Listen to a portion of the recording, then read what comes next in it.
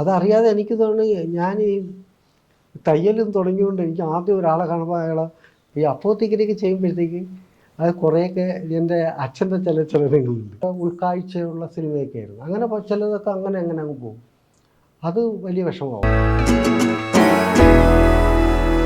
ഞാൻ എൻ്റെ ഒരു ഫ്രണ്ട് CN ഒരിക്കൽ പറഞ്ഞു, ഇടയ്ക്ക് ഇന്ദ്രേട്ടൻ എന്തോ കണ്ടപ്പോഴത്തേക്കും നമ്മളെന്തോ ഒരു പേര് പറഞ്ഞപ്പോഴത്തേക്കും ഏതോ ഒരു കാര്യം വായിച്ചപ്പോഴത്തേക്കും ചുവപ്പാടൻ്റെ പേര്. അപ്പം ഇന്ദ്രേട്ടൻ അദ്ദേഹത്തോട് പറഞ്ഞു, അത് ഓർഹൻ പാമുക്കിൻ്റെ നോവലല്ലേ എന്ന്. പെട്ടെന്ന് ഒരു പക്ഷേ ഇന്ദ്രേട്ടൻ്റെ പ്രൊഫൈലിൽ ആളുകൾ ചിന്തിക്കാത്തതാണ്. അതാ ഞാൻ എടുത്ത് ചോദിക്കാൻ കാര്യം. പെട്ടെന്ന് ഈ പറഞ്ഞ അപ്പം വായന എങ്ങനെയാണ് തിരഞ്ഞെടുക്കുന്നത്? അപ്പം ഇന്ത്യൻ പുസ്തകങ്ങളാണ് ഈ പറഞ്ഞ പോലെ, അല്ലെങ്കിൽ നമുക്ക് ലഭ്യമായ മറ്റ് എന്തെങ്കിലും ഇന്ന തരംതിരിവുകൾ വല്ലതും ഉണ്ടോ ഇന്ന പുസ്തകം? അങ്ങനെയല്ല. അങ്ങനെ എനിക്ക് കൂട്ടുകാരിൽ നിന്ന് കിട്ടുന്ന കുറേ അറിവുകളുണ്ടല്ലോ. അപ്പോൾ ആ വഴിക്ക് പോകും. വേറൊരു കൂട്ടുകാരൻ വേറെ ഇങ്ങനൊരു പുസ്തകം എന്ന് പറയും. അങ്ങനെ അപ്പോൾ കുറച്ച് ഇങ്ങനെ മറ്റേ ഈ വിദേശ എഴുത്തുകാരുടെയൊക്കെ പുസ്തകത്തിൽ എത്തിയത് ശശിധരൻ മാഷ് വഴിയാണ്. ശശിധരൻ മാഷ് ഇതിൻ്റെ ഇംഗ്ലീഷ് പുസ്തകങ്ങളുടെ ഒരാളാണ്.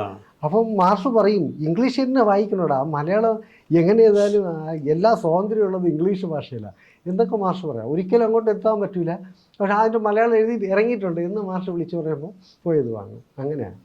ഇംഗ്ലീഷ് അല്ലെങ്കിൽ ഇംഗ്ലീഷ് തന്നെ വായിക്കണം എന്ന് പറയും. അത് വായിക്കൊരു ശ്രമം എപ്പോഴെങ്കിലും ഉണ്ടായിട്ടുണ്ടോ? മലയാളത്തിൽ ഇല്ല. എൻ്റെ പേരെഴുതി ഇരുന്നുണ്ടെങ്കിൽ തന്നെ ഒരു വെട്ടിത്തിരുത്ത് നടക്കുന്നേ ഇല്ല. അല്ല, ഞാൻ ചിലപ്പോൾ ഈ പിന്നീട് അങ്ങനെ വേണമെങ്കിൽ സംഭവിക്കും. അപ്പോൾ അത്തരം ഒരു ശ്രമം കൂടെ ഉണ്ടാവില്ല. അതുകൊണ്ട് തമാശയായിട്ട് ചോദിച്ചിട്ടില്ല. പറ്റില്ല. പിന്നെ ഇത് ഒരുപാടുണ്ടല്ലോ മലയാളം തന്നെ. ഇപ്പം നമുക്ക് ഏത് ഭാഷയിലെ പുസ്തകങ്ങളും നമുക്ക് മലയാളത്തിലും ലഭ്യമാണല്ലോ. അത്യാവശ്യം നല്ല വിവർത്തനങ്ങൾ തന്നെ ലഭിക്കുന്നതുകൊണ്ട് അതൊരു പ്രശ്നമുള്ള കാര്യമല്ല. ഈ പുസ്തകങ്ങളല്ലാതെ നമ്മുടെ സാറ് ഈ ഒബ്സർവേഷൻ, പുറത്തുള്ള ഒബ്സർവേഷൻ, അത് ഞാൻ പറയും, ഈ ഒരു നടനെ സംബന്ധിച്ച് പലപ്പോഴും ഓട്ടോമാറ്റിക്കായിട്ട് സംഭവിക്കാറുണ്ട്. അതല്ലാതെ ഈ പറഞ്ഞ ഏതെങ്കിലും ക്യാരക്ടർ നമ്മളൊരു ബോധപൂർവമായിട്ടുള്ള ഒബ്സർവേഷൻ നമ്മുടെ ഈ പൊതുസമൂഹത്തിൽ നിന്ന് നോക്കാറുണ്ട് ഏതെങ്കിലും വ്യക്തികൾ? അതറിയാതെ എനിക്ക് തോന്നി ഞാൻ ഈ തയ്യലും തുടങ്ങിയോണ്ട് എനിക്ക് ആദ്യം ഒരാളെ കാണുമ്പോൾ അയാളെ വിരൽ പോലും തല അങ്ങനെ പോകും. ആരെയും നീളം കുറവല്ലേ, അല്ലെങ്കിൽ അല്ലേ അതൊക്കെ ചേരുന്നില്ലല്ലോ, അല്ലെങ്കിൽ അതിൻ്റെ അവിടെ ഇത്ര കുറവില്ലേ, ഇതിങ്ങനെ എന്നെ അതിലോട്ട് അറിയാതെ പോകും. ചിലപ്പോൾ അടുത്ത് നിൽക്കാൻ ഒന്ന് പിടിച്ചു നോക്കും. അങ്ങനെയൊക്കെ ചെയ്യാറുണ്ട്. അതെന്തിനത് പരിചയമില്ലാത്ത ഒരാളായിരിക്കും, അവർക്കെന്തോ വിചാരിക്കും എന്നൊക്കെ ചിലപ്പോൾ ഭാര്യയൊക്കെ പറയുകയും ചെയ്യും. അങ്ങനെ ശ്രദ്ധിക്കുക. പക്ഷേ ഈ ട്രെയിൻ യാത്രയിലും അല്ലാതെയൊക്കെ നമ്മൾ നോക്കിപ്പോകുന്നു ഒരാളിൻ്റെ ചലനം, സംസാരിക്കുന്ന ഇടയ്ക്ക് ആൾ എന്തൊക്കെ ചെയ്യുന്നു, പിന്നെ ഒരു പ്രത്യേകമായ സ്വഭാവം രീതികളൊക്കെ ഉണ്ടാവും നോട്ടത്തിലുമൊക്കെ, അതൊക്കെ നോക്കി വെച്ചേക്കും. അത് ഒരുപാട് സ്ഥലത്ത് എനിക്ക് ഗുണം ചെയ്തിട്ടുണ്ട്. തീർച്ചയായിട്ടും. അല്ലാതെ ഇപ്പം എങ്ങനെ ഇപ്പം ഏതെങ്കിലും ഇതുപോലൊരു കഥാപാത്രത്തിന് വേണ്ടിയിട്ട് അതല്ലാതെ ഈ പറഞ്ഞ പോലെ എന്തെങ്കിലും പ്രത്യേകിച്ച് അങ്ങനെ ഹോംവർക്കോ കാര്യങ്ങളോ ചെയ്ത ക്യാരക്ടേഴ്സ് ഏതെങ്കിലും ഉണ്ടോ? ഇത് ഞാൻ പറയും, ഒരു നടനെ സംബന്ധിച്ച് സ്വാഭാവികമായിട്ടും ഈ ഒബ്സർവേഷൻസ് ഉണ്ടാവും, വായനയെന്നുണ്ടാവും, അല്ലെങ്കിൽ നമ്മുടെ ഉള്ളിൽ ഒരു പ്രോസസ്സ് ഇറങ്ങും. അതല്ലാതെ ഒരു ക്യാരക്ടർ വന്നപ്പോഴത്തേക്കും അല്ല ഞാൻ അതിനകത്ത് കുറച്ച് എനിക്ക് പരിചയമുള്ളൊരു ഭൂമികയല്ല അല്ലെങ്കിൽ ഒരു ഏരിയ അല്ല എന്ന് തോന്നിയിട്ട് ഏതെങ്കിലും അങ്ങനെ വർക്ക് ചെയ്യേണ്ടി വന്ന ക്യാരക്ടേഴ്സ് ഏതെങ്കിലും ഉണ്ടോ? അതൊക്കെ ചില കോമഡി ചെയ്യുമ്പോഴത്തേക്ക് അങ്ങനെ കോമഡിയിലാണ്. കോമഡിയൊക്കെ ചെയ്യൂല. ആ സമയത്ത് നമ്മൾ ചെയ്യുക, ചിരിപ്പിക്കുക എന്ന് മാത്രമേ അവർക്ക് ഉദ്ദേശമുള്ളൂല്ലോ. പക്ഷെ അവർ ഉണ്ടാക്കി വെച്ചേക്കുന്നതിലും ഒരു കാരണവശാലും അത് കിട്ടില്ല വരുമ്പോൾ നമ്മളെ അകത്തുനിന്ന് തന്നെ ഒരു ചീഞ്ഞു പോകലുണ്ട്. അതൊക്കെ അനുഭവിക്കേണ്ടി വന്ന് ഇട്ടിട്ട് പോകാനും പറ്റില്ല. പരമാവധി അത് ശരിയല്ലെങ്കിലും ചെയ്തു പോകണം. അല്ലാതെ ക്യാരക്ടർ വരുന്നിടത്ത് അങ്ങനെ വന്നാൽ എനിക്ക് ഭയങ്കരമായിട്ട് ഇറിറ്റേറ്റ് ചെയ്യും. അപ്പോൾ ഞാനത് എന്തെങ്കിലുമൊക്കെ പറയുകയോ ഒഴിഞ്ഞു മാറുകയൊക്കെ ചെയ്യും. മറ്റേത് അങ്ങനെ ചെയ്തിട്ടില്ല. പിന്നെ ക്യാരക്ടർ ചെയ്യുമ്പോഴത്തേക്ക് ഈ കണ്ടുവച്ചിരുന്നതിൽ നമ്മൾക്കൊരു ഡയലോഗ് ഉണ്ടെങ്കിൽ അത് കഴിഞ്ഞാൽ പക്ഷെ നമ്മൾ ഫ്രെയിമിലുണ്ടാവും, വേറെ കാര്യങ്ങൾ നടക്കും. അങ്ങനെയൊക്കെ വരുമ്പോൾ നമുക്ക് നിൽക്കണമെങ്കിൽ ഈ പറഞ്ഞതിനൊക്കെ ആരെങ്കിലും പിടിക്കും. അപ്പോൾ ആവശ്യം കഴിഞ്ഞാലും അയാൾ ചുമ്മാ നിൽക്കുമ്പോൾ എന്തൊക്കെ ചെയ്യുന്നു എന്നൊക്കെ ചെയ്യാൻ പറ്റും. അത് എടുക്കാറുണ്ട് അങ്ങനെ. ഈ അപ്പോത്തിക്കരിയൊക്കെ ചെയ്യുമ്പോഴത്തേക്ക് അത് കുറേയൊക്കെ എൻ്റെ അച്ഛൻ്റെ ചില ചലനങ്ങളുണ്ട് എടുത്തിട്ടുണ്ട്. അതൊക്കെ ഇങ്ങനെ ചോദിക്കും, ഇവിടെ നമ്മളെന്തൊക്കെ പറയുമ്പോൾ മാറി. അപ്പം സാധാരണ ചെയ്യുന്ന കുറേ കാര്യങ്ങളൊക്കെയാണ് അച്ഛൻ്റെ. പറയുന്ന മറുപടിയൊക്കെ ചെയ്യുന്നുണ്ട്. പക്ഷേ എങ്കിലും അത് അങ്ങനെ ഒരു പ്രവൃത്തിയൊക്കെ എന്തെങ്കിലും നടന്നുകൊണ്ടിരിക്കും. അതൊക്കെയാണ് അങ്ങനെയൊക്കെ ഉള്ളത് നോക്കി വെച്ചിട്ടുണ്ടാവും. അതിന് സംസാര ഒരു പ്രത്യേക ജൂറി മെൻഷൻ കിട്ടി അല്ലേ ഈ അപ്പോത്തിക്രി 2014 തോന്നുന്നു. അവിടുന്ന് നേരെ 2018 വരുമ്പോഴേക്കും മികച്ച നടനുള്ള സംസ്ഥാന ആളൊരുക്കം. അത് കഴിഞ്ഞ് പിന്നീട് വരുന്നത് എനിക്ക് തോന്നുന്നു മറ്റേ ഒരു സിംഗപ്പൂർ ഒരു ഫെസ്റ്റിവലിൽ ഒരു വെയിൽ മരങ്ങൾക്ക് അതിന് മികച്ച നടനുള്ള ഏഷ്യൻ, അതെ അതെ അതെ, സൗത്ത് ഏഷ്യ. പിന്നെ വന്നിട്ട് ഹോമിലും ഈ പറയുന്ന പോലെ ദേശീയ പുരസ്കാരത്തിന്റെ അവസാന റൗണ്ടിലേക്ക് എത്തുകയും അവിടെ ഒരു മെൻഷനിലേക്ക്. അതെ അതെ, അവിടെ പലപ്പോഴും ഒക്കെ ചെന്ന് എത്താനും പാടല്ലേ, അവരിപ്പോൾ ഒരുപാട് എല്ലാ ഭാഷയിൽ നിന്നും ചെല്ലുകയല്ലേ, അവിടെയൊക്കെ അതുപോലെ ഫൈറ്റ് ചെയ്യാൻ ആള് വേണം. അല്ല, അവിടെ വരെ എത്തി. ഞാൻ പറയാം, നമ്മളിപ്പോൾ ഇന്ദ്രേട്ടനെ സംബന്ധിച്ച് അല്ലെങ്കിൽ നമ്മളിപ്പോൾ ഇങ്ങനെ തിരിഞ്ഞു നോക്കുമ്പോഴത്തേക്കും ഇന്ദ്രേട്ടൻ്റെ ഒരു നടൻ എന്നുള്ളൊരു തുടക്കത്തിൽ നിന്നും ഇവിടെ വരുമ്പോഴത്തേക്കും ഒരു ഇന്റർനാഷണൽ ഒരു അവാർഡ് നമ്മളിലേക്ക് എത്തുകയും അല്ലെങ്കിൽ ദേശീയ അവാർഡിൻ്റെ അവസാന റൗണ്ടിൽ വരെ എത്താൻ സാധിക്കുന്നു പിന്നെ എന്ന് പറയുന്നത് വലിയ കാര്യം തന്നെയാണ്. പിന്നെ തെരഞ്ഞെടുപ്പ് എന്ന് പറയുന്നത് ഇതൊരു മറ്റേ വള്ളംകളി മത്സരം പോലെ നമുക്ക് കയറ് പിടിക്കാൻ പറ്റില്ലല്ലോ. 1ാം സ്ഥാനം 2ാം സ്ഥാനം 3ാം സ്ഥാനം എന്ന് പറ്റില്ല. അപ്പം ആ ജൂറിയിലെ ആ നോക്കുന്ന ആൾക്കാരുടെ കാഴ്ചപ്പാടിൽ അങ്ങോട്ടും ഇങ്ങോട്ടും ചിലപ്പം വേറൊരു ജൂറി ആണെങ്കിൽ ചിലപ്പം അവിടെ വേറൊരു ചിലപ്പോൾ ഇന്ദ്രേട്ടനായിരിക്കും. അപ്പം അത് നമുക്ക് പക്ഷെ എന്തായാലും അവസാനം അതിലേക്ക് എത്താൻ പറ്റുന്നു എന്ന് പറയുന്നൊരു വലിയൊരു കാര്യം തന്നെയാണ്. അപ്പം അതുപോലെ ഈ അവാർഡുകളൊക്കെ വരുമ്പോൾ പലപ്പോഴും പല ആളുകൾക്ക് സംഭവിക്കുന്നു, പല അപകടങ്ങൾ സംഭവിക്കുന്നു. നമുക്ക് ഇതുപോലുള്ള പുരസ്കാരങ്ങൾ കിട്ടുകയുമ്പോൾ നമ്മൾ പെട്ടെന്ന് പിന്നെ സിനിമകൾ തിരഞ്ഞെടുക്കുന്നതിൽ അല്ലെങ്കിൽ സിനിമകൾ വിളിക്കുന്നതിൽ ഈ പുള്ളി ഇനി ഇങ്ങനത്തെ വേഷത്തിന് വിളിച്ച വരുമോ അല്ലെങ്കിൽ അങ്ങനത്തെ വേഷത്തിന് വിളിച്ച ഇങ്ങനെയൊക്കെയുള്ള ചില പ്രതിസന്ധികൾ ചില ആർക്കെങ്കിലും നേരിട്ടിട്ടുണ്ട്. ഇന്ദ്രേട്ടൻ അങ്ങനെ എന്തെങ്കിലും പ്രശ്നങ്ങൾ നേരിട്ടിട്ടുണ്ടോ? ഇല്ല, ഇനി അങ്ങനെ വിളിക്കാതിരിക്കുന്നവരുണ്ടോ എന്നറിയില്ല, പക്ഷേ വിളിക്കുന്നിടത്തൊക്കെ ഞാൻ പോകുന്നുണ്ട്. പക്ഷെ ഈ പറഞ്ഞ കാര്യം ചിലപ്പം ചില ആൾക്കാരെ സംബന്ധിച്ച് ചെറിയ ക്യാരക്ടറിൽ എങ്ങനെ വിളിക്കും എന്നൊക്കെ പറയുന്നത് കേട്ടിട്ടുണ്ട്. ആ കൂട്ടത്തിലൊക്കെ എനിക്കും ചിലപ്പോൾ തട്ട് കിട്ടിയിട്ടുണ്ടാവും, ഉണ്ടായിരിക്കാം. പക്ഷെ പ്രത്യക്ഷത്തിൽ എപ്പോഴും പടം ഉള്ളതുകൊണ്ട് നമ്മൾ അറിയുന്നില്ല. ചുമ്മാ ഇരുന്ന് പോയെങ്കിൽ ചിലപ്പോൾ ഒരു വിശകലനം അതിനെ കുറിച്ച് നടത്തിയത്. പെട്ടെന്ന് വരും. ഇപ്പൊ ഈ ഷാജോൺ നമ്മൾ ദൃശ്യം ചെയ്യുമ്പോഴത്തേക്ക് ഷാജോൺ അതൊരു തമാശകൾ ചെയ്തൊരാളായിരുന്നു. ദൃശ്യത്തിലൊരു ഗംഭീര കഥാപാത്രം ഷാജോന് കിട്ടി. അപ്പോൾ ഷാജോൻ അത് കഴിഞ്ഞപ്പോഴത്തേക്ക് പെട്ടെന്ന് തമാശ സിനിമകൾ കുറച്ച് കുറഞ്ഞു പോയി. കാരണം ഇനിയും പുള്ളി തമാശയ്ക്ക് വിളിച്ചാൽ വരുമോ എന്നൊക്കെ ആയിരിക്കും ആളുകൾ ചിന്തിക്കുന്നത്. അല്ലെങ്കിൽ ഇതുപോലത്തെ ഒരു ക്യാരക്ടർ തന്നെ അതുപോലത്തെ പലപ്പോഴും ഈ അവാർഡുകൾ എത്തുമ്പോഴത്തേക്കും സംഭവിക്കാറുള്ള ഒരു പ്രശ്നമാണത്. ഏതായാലും തിരക്കുള്ള ജീവിതത്തിനിടയിൽ അത് ബാധിച്ചിട്ടുണ്ടോ ഇല്ലെന്നുള്ള കാര്യം ഉറപ്പില്ല, ബാധിച്ചിട്ടുണ്ടാവില്ല.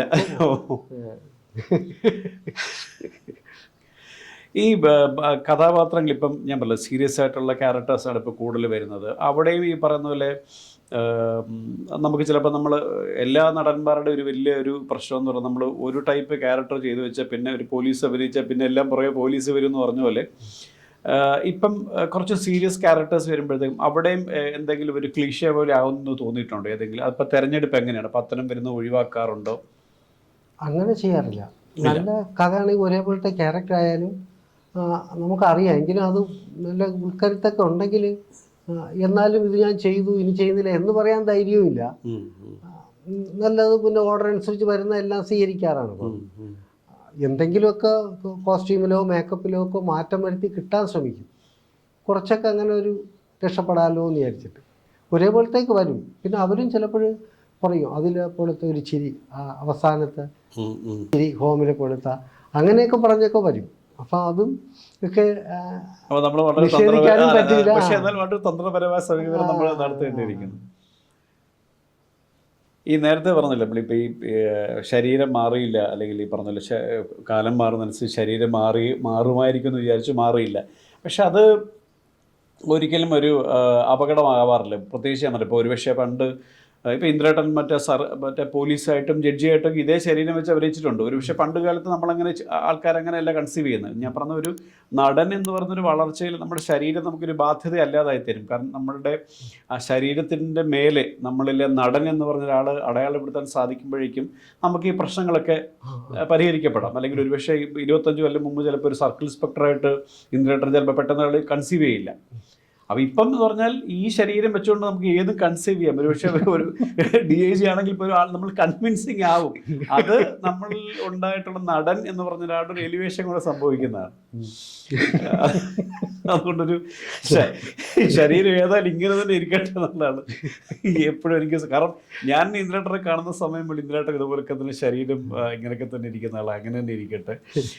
പിന്നീട് എനിക്കൊന്ന് ഈ പ്രേക്ഷകരുടെ ഞാൻ എൻ്റെ ആദ്യ സംവിധാന കാലത്തെ ഒരു അനുഭവം പറഞ്ഞ പോലെ തന്നെ ഞങ്ങൾ രണ്ടുപേരും ഒന്നിച്ചൊരു സിനിമയിൽ അഭിനയിച്ചിട്ടുണ്ട്. അത് രഹസ്യ പോലീസ് എന്നാണ് സിനിമയുടെ പേര്. അതിൽ ഞാനൊരു DCP ആയിട്ടും അതിലൊരു പോലീസ് കോൺസ്റ്റബിളായിട്ടാണ് ഇന്ദ്രേട്ടൻ അഭിനയിച്ചിട്ടുള്ളത്. അപ്പോൾ പക്ഷേ ആ സിനിമ ഇപ്പം വർഷങ്ങൾക്ക് മുൻപ് പറഞ്ഞുകൊണ്ട് തന്നെ ക്ലൈമാക്സ് ഇനിയും പറഞ്ഞൊരു കുഴപ്പമില്ല. പക്ഷെ അതിലെ വില്ലനാണ് ഇരിക്കുന്നത്. ഈ ശരീരം ഈ ചെറിയ ശരീരത്തിലൊരു വലിയ വില്ലനുണ്ടായിരുന്നു. അത് ക്ലൈമാക്സിലാണ് ആൾക്കാർ മനസ്സിലായത്. ആ വില്ലനായിട്ട് അഭിനയിക്കുന്ന ആദ്യത്തെ സിനിമയാണോ ഈ രഹസ്യ പോലീസ് ആണോ? അത് എനിക്ക് പെട്ടെന്ന് എൻ്റെ ഒരു മെമ്മറിയിൽ ഈ കഥാവിശേഷം പറഞ്ഞാലും നമ്മൾ രണ്ടുപേരും ഒന്നിച്ചുള്ള സിനിമ ആയതുകൊണ്ടാണ് എനിക്ക് പെട്ടെന്ന് ഞാൻ പറഞ്ഞു. അപ്പൊ അതാ പറഞ്ഞ വേറെ വില്ലൻ വേഷങ്ങൾ അങ്ങനെ ചെയ്തു. അതിന് ശേഷം വന്നിട്ടുണ്ട്. ആദ്യത്തത് ഇതാണ് വില്ലൻ പോലീസ്. വേറെ നമ്മുടെ അതുമൊക്കെ ഏതാണ്ടൊരു വില്ലൻ തന്നെയല്ലേ ഈ നമ്മുടെ മഹേഷ് ജിയുടെ പടം. അതിന്റെ അതുമൊക്കെ പോലീസ് തന്നെയാണെങ്കിലും ഉള്ളിലൊരു അങ്ങനെ ഒരു മനോഭാവക്കാരനൊക്കെ. പക്ഷെ അവിടെ വന്ന് ഉടലിലെത്തുമ്പോഴത്തേക്ക് ഉടലിൽ വില്ലനല്ല നായകനാണ്. പണികളൊക്കെ ചെയ്തെങ്കിൽ അദ്ദേഹമാണ് നായകൻ. പക്ഷെ അതൊരു നല്ല ക്യാരക്ടറൈസേഷൻ ആയിരുന്നു. ചെയ്തു പോവുക എന്നുള്ളൊരു കരുതി ഒറ്റയ്ക്കായി പ്രായമുള്ള മാത്രമുള്ള അയാളുടെ ഒരു നിസ്സഹായ മുൻകരുതൽ. അതെ. അയാളുടെ മാത്രമല്ല ആ പ്രായത്തിലും അവർ തമ്മിലുള്ള ഒരു പ്രണയം എന്നൊക്കെ പറയുന്നത് വളരെ ഇന്റൻസ് ആയിരുന്നു. അപ്പൊ അതുകൊണ്ട് അദ്ദേഹമാണ് നായകൻ. ഈ കുട്ടിച്ചനാണ് അതിനകത്തെ നായകൻ. ഈ പറയുന്നില്ല അദ്ദേഹം ചെയ്യുന്ന പ്രവർത്തികൾ എന്ന് പറഞ്ഞാൽ നമ്മൾ ഈ ചെയ്യുന്ന പ്രവർത്തികൾ ആരുടെ കൂടെ പ്രേക്ഷകൻ നിൽക്കുന്നു അയാളാണ് നായകൻ. നമ്മൾ ഈ നായകൻ വില്ലൻ സങ്കല്പം നമ്മൾ വ്യവസ്ഥാപിത രീതി സിനിമയിൽ ഉണ്ടാക്കിയാണ്. പക്ഷെ ആ കഥയിൽ ആരുടെ ശരി എന്ന് തോന്നുന്നു, ഈ കൊല ചെയ്യുന്ന ആളാണ് ശരി എന്ന് തോന്നുന്നത് അയാളാണ് നായകൻ. അതെങ്ങനെ അപ്പം അതിന്റെ സാധാരണ വരുന്ന പടങ്ങൾ തുടർച്ചയായിട്ട് തന്നെ വന്നാണ് ഈ കുട്ടിച്ചനൊക്കെ കേട്ടപ്പോൾ വീട്ടിൽ വന്ന് രതീഷ കഥ പറയുമ്പോൾ തന്നെ ഭയങ്കര എക്സൈറ്റഡ് ആവും, ഭയങ്കര ഇഷ്ടമാണ്. ആളും അതുപോലെ പറഞ്ഞു അതിന് മുകളിൽ ചെയ്തെടുക്കാനും ഉള്ളൊരു ഭയങ്കര ശ്രമമുണ്ടല്ലോ ആളുടെ. അതൊക്കെ ഭയങ്കരമായിരുന്നു. അത് ആളുടെ ആദ്യ പടമാണെങ്കിലും അത് കിട്ടാൻ വേണ്ടിയിട്ട് ക്യാമറമാനുമായിട്ടോ അല്ലെങ്കിൽ ആർട്ട് ഡയറക്ടറായിട്ടൊക്കെ ഉള്ളൊരു കലയിക്കലുണ്ടല്ലോ. എനിക്ക് അതാ വേണ്ടത് എന്നൊക്കെ പറഞ്ഞിട്ടുള്ള അങ്ങനെ അങ്ങനെ അത്രയും നല്ല മനസ്സിൽ സിനിമ നിറച്ചു വെച്ചിട്ട് ചെയ്ത സിനിമയാണെന്ന് തോന്നുന്നു. അതെ, ഒരു ജേർണലിസ്റ്റാണ്, ഒരു journalist turn to be a ഡയറക്ടറാണ്. അപ്പോൾ അദ്ദേഹത്തിൻ്റെ ഞാൻ ഈ വളരെ അടുത്താണ് സിനിമ. എനിക്ക് നമ്മൾ ചില സിനിമകൾ പല കാരണങ്ങളുകൊണ്ടും തിയേറ്ററിൽ പോയി കാണാൻ സാധിക്കാതെ വന്നിട്ട് പിന്നീട് കാണുമ്പോൾ നമുക്ക് തോന്നും ദൈവമേ ഞാനിത് തിയേറ്ററിൽ പോയി കാണേണ്ടായിരുന്നു, അല്ലെങ്കിൽ ഞാൻ ഈ സിനിമയുടെ കൂടെ സിനിമ വിജയിക്കേണ്ട ഭാഗമായിട്ട് ഞാനും വേണ്ടിയിരുന്നല്ലോ എന്ന് നമുക്ക് പലപ്പോഴും തോന്നാറുണ്ട്. പക്ഷെ സിനിമ നമ്മളെ ശ്രദ്ധ ആകർഷിക്കാത്തതും ആവാം. അതെ. പിന്നെ ഇപ്പം ഈ പറഞ്ഞ പോലെ ഈ പ്ലാറ്റ്ഫോമുകൾ കൂടിയുണ്ട്. നമുക്ക് തിയേറ്റർ മിസ്സായാലും നമുക്ക് സിനിമ കാണാനുള്ള കൈക്കുള്ളിലുണ്ട്. അപ്പോൾ അത് എപ്പോഴാണെന്ന് നമുക്ക് ആ സിനിമ ആസ്വദിക്കാൻ സാധിക്കും എന്ന് പറയുന്നൊരു ചെറിയ കാര്യമല്ല. ഇതേപോലെ സീരിയസ് ആയിട്ടുള്ള കുറച്ച് സിനിമ ഒരു നടൻ മറ്റൊരു നടനോട് സംസാരിക്കുന്ന പോലത്തെ ഒരു വർത്തമാനമായി പോകുന്നത്. കാരണം നമ്മളെപ്പോഴും എങ്ങനെയാണല്ലോ ഈ പറഞ്ഞ പോലെ അതെ ഞാനെപ്പോഴും നമ്മുടെ ഒരു നടന്റെ ഭാഗ്യമാണ് എപ്പോഴും ഒരു നല്ല വേഷം കിട്ടുക എന്ന് പറയുന്നത് ഒരു ആക്ടറുടെ ഭാഗ്യമാണ്. അപ്പം ആ ഭാഗ്യം എപ്പോഴും ഇപ്പം ഇന്ദ്രേട്ടൻ ഇങ്ങനെ വളരെ തുടർച്ചയായിട്ട് ആ ഭാഗ്യം കിട്ടിക്കൊണ്ടിരിക്കുന്നു. ആ ഭാഗ്യം തുടരട്ടെ എന്നുള്ളതാണ്. അപ്പം ഇതിനിടയിൽ ഈ പറഞ്ഞ പോലെ നമ്മൾ നന്നായിട്ട് ചെയ്തിട്ട് അല്ലെങ്കിൽ ശ്രദ്ധിക്കപ്പെട്ടില്ല എന്ന് തോന്നുന്ന ഏതെങ്കിലും ക്യാരക്ടേഴ്സ് ഉണ്ടോ ഈ പ്രേക്ഷകരിലേക്ക്? നമുക്ക് കറക്റ്റ് നമ്മൾ ഒരു എഫേർട്ട് ഇട്ടിട്ടും അത് പ്രേക്ഷകരിലേക്ക് എത്താൻ നമ്മുടെ പ്രശ്നം കൊണ്ടല്ല. അങ്ങനെ കുറേ സിനിമകൾ ശ്രദ്ധിക്കാതെയും വരാം, അങ്ങനെയൊക്കെ പോകുന്നുണ്ട്. ഈ മൺട്രോ തുരുത്ത് പോലുള്ള സിനിമകളൊക്കെ അങ്ങനെ അതൊക്കെ നല്ല വളരെ ഉൾക്കാഴ്ചയുള്ള സിനിമയൊക്കെ ആയിരുന്നു. അങ്ങനെ ചിലതൊക്കെ അങ്ങനെ അങ്ങ് പോകും. അത് വലിയ വിഷമമാകും. നമ്മുടെ മാത്രമല്ലാതെ അത് ചർച്ച ചെയ്യുന്നതെന്ന് നമ്മൾ തോന്നുമല്ലോ. നമ്മൾ ചില മേളകളിലൊക്കെ കാണുന്ന സിനിമകൾ വിദേശ ഭാഷയിലെ കണ്ടിട്ട് അതുകൊണ്ട് അതുപോലെയൊക്കെ കിടപിടിക്കുന്നൊരു സിനിമയാണ് നമ്മുടെ എന്നൊക്കെ നമുക്ക് അറിയാം. പക്ഷെ അതിന് അവിടെ വരെ എത്താതെയോ കൃത്യമായിട്ട് നമ്മളൊരു ഓഡിയൻസിലേക്ക് എത്താതെ വരുമ്പോഴത്തേക്കും നമുക്ക് അല്ല വിഷയമുണ്ട്. അടുത്തിടയിൽ വന്ന ഈ ഒരു സിനിമയാണോ കൂടുതൽ ഒരു വിഷമം തോന്നി, അല്ലെങ്കിൽ ഇത് ശ്രദ്ധിക്കപ്പെട്ടില്ലല്ലോ? വേറെ സിനിമകളുണ്ട് അങ്ങനെ കുറേ സിനിമകൾ അങ്ങനത്തെ ഉണ്ട്. അതിൻ്റെ ശരിക്കും ഓടി എത്താനുള്ളിടത്തേക്ക് എത്താതെ കിതയ്ക്കും. ഷൂട്ടിങ് കഴിയുമ്പോഴത്തേക്ക് എല്ലാ ഊർജവും ചോർന്നു പോയിട്ട് പിന്നെ അവരുടെ എന്തോ ആഗ്രഹമൊക്കെ സാധിച്ച പോലെ തന്നെ അവർ തന്നെ തളരുന്നത് നമുക്ക് കാണാം.